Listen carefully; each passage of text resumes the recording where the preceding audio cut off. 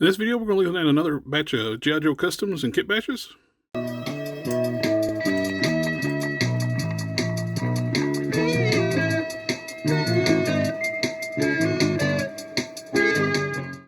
Like I said before, I love working on these G.I. Joe figures. They're so easy to kitbash, mix match parts, make some new original characters, updates some of the existing ones. Each new figure come out, it seems like they get a little bit better, like different proportions, different parts, and new gear and accessories. And when I do mix and match parts and upgrade some of the previous figures, I have some leftover parts, and I end up making original characters just to flesh out my Joes, because Cobra has a lot of troop builders, so I just want to even the ranks a little bit, I guess. We'll take a look at some of these little kitbashes and mix matches. First up, we got a more muscular Tiger Force Duke. We got the Tiger Force Duke lower legs that I did a wash on, and Tiger Force Outback with the Duke head on it, and did paint out the gear, the Duke gear a little bit, added more details on it.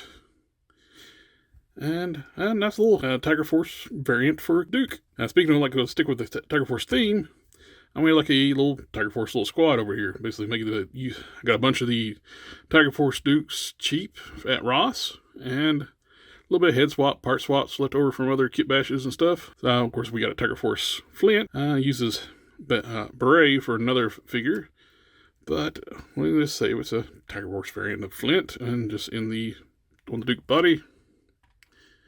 And these can be special contractors. I just did some part swaps. You got the original Outback, the regular version Outback, the younger version Outback gear, the lighter color on here. So change it up.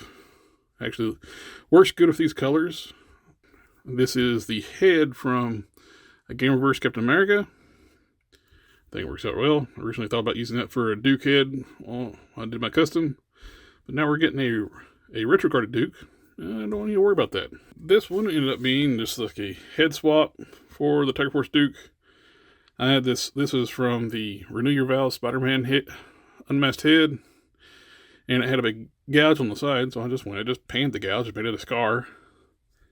I use that for one of these classified figures. And we got a mix match of Breaker, Tiger Force Duke, and some, I think, Breaker legs. But I just changed it up a little bit too. I added a little bit of gray to the beard. And I think that's a Valaverse chest piece for the Sergeant Slaughter. The harness. And the Outback, one of the Outback guns. And with the Valaverse gear, we got the Stalker upper body.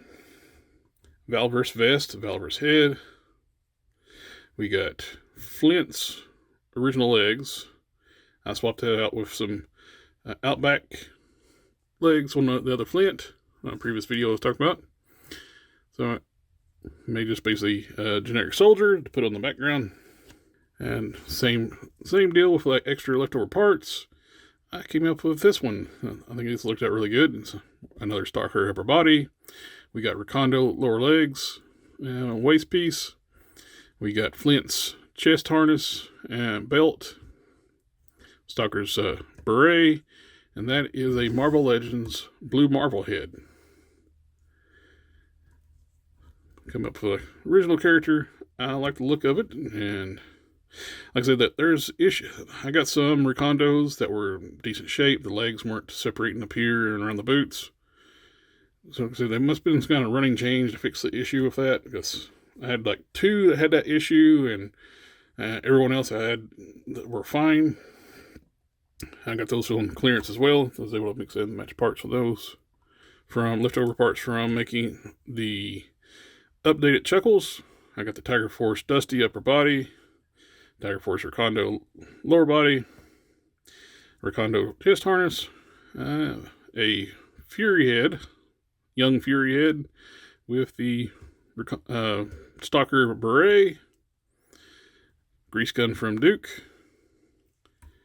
and back, of course, the holster from the Duke. And so Fury in his younger days was worked with Joe. This was left over from a mixed match of parts. So I had with the rock and roll upper body, We got my Duke, the original Duke legs that I painted up. And this stalker harness, stalker knife sheath, knife, gun, holster, suppressor, and Duke holster and grease gun extra weapon. This is a Marvel Legends Vulcan head that I repainted the eyes on. And it works out good for a G.I. Joe classified head. This one is the reverse of, I mix and matched the retro card and the original Lady J to do a more cartoon style Lady J. And this is the reverse. So I got the darker green shirt, the lighter green pants. But I did a wash on both the upper body and lower body to help them blend a little together. And I used the original head from the cover girl. This made it like an original female character, military soldier. Which you see these Lady J's, they make great bases for just generic female soldiers. You got a green military uniform female, perfect for that. This one I've shown before, it's just got a lower body upgrade like I did on several of these. I got the stalker lower body. Nice little update there. I got some Valverse leg harness there, stalker gun holster and suppressor over here, Valverse weapon. We have a Frank when he's working for Joe's. And we got just this easy head swap. Talking about, like I said, I mentioned these are good for like just generic female soldiers. Next to Maria Hill head from the Shield 2-pack. Just pops right on here, no modification. And this was a leftover parts from when I modified my Chuckles.